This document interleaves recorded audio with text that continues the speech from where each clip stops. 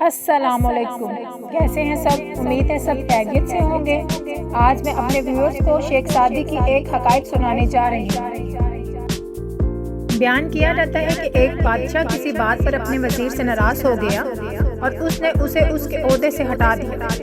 वजीर बहुत दाना नेक दिल था और बादशाह के दरबार से निकलकर वो अल्लाह वालों के मजलिस में शामिल हो गया और उन नेक लोगों की सोबत में उसे ऐसी खुशी और ऐसा इत्मीनान मिला जो पहले कभी हासिल न हुआ था।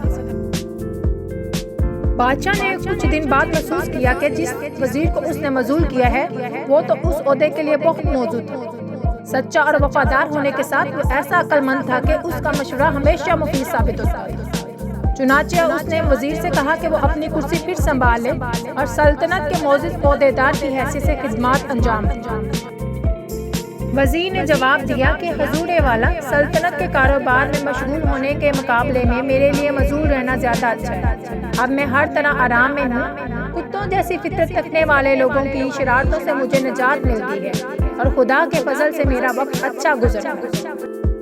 इस हकायत से हम क्या सीखते हैं? हज़रत सादी रहमतुल्लाह अलैह ने इस हकायत में ये बात बताई है कि इंसान को सच्ची राह उस वक्त हासिल होती है जब वो अपने दिल को लालच और हिर्स जैसी बुराइयों से पाक कर लेता है।